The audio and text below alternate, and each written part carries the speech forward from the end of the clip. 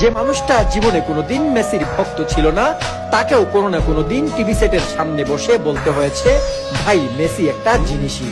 অনেকে আবার হয়তো মেসির গোলের পরে কান্নাও করে ফেলবেন, আর কোনোদিন এই গোল দেখবেন না বলে। এই যে আজকের দিনে ফুটবলটা এত উপভোগ্য, ফুটবলটা এত প্রতিযোগিতাপূর্ণ, তার পেছনে অনেক অবদান আছে আর্জেন্টিনার রোজারিওর এই ছেলেটার। একটা টিস্যু পেপারে তার সাথে চুক্তি সম্পন্ন করেছিল বার্সেলোনা।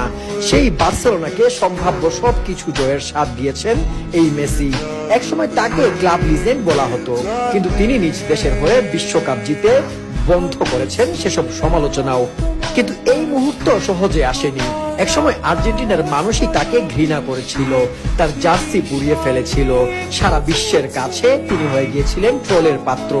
2016 সালের পরাজয়ের পর তো অনেকেই তাকে চিরতরে বিদায় দিতে চেয়েছিল, অথচ তখনও স্পেনের গোল্ডেন জেনারেশনের সাথে খেলার অফার থাকলেও তিনি আর্জেন্টিনাকে ছাড়েননি। ব্যথা গিলে, কষ্ট ভুলে, সব ছেড়ে শুধু দেশের নীল সাদা জার্সির জন্য নিজেকে বিলিয়ে দিয়েছেন। সময়ের পরিক্রমায় সেই মেসি আর্জেন্টিনাকে এনে দিয়েছেন 4টি আন্তর্জাতিক ট্রফি, 2টা কোপা আমেরিকা, ফাইনালিসিমা আর বিশ্বকাপ। আর আজ এই মানুষটার বিদায়ের ক্ষণে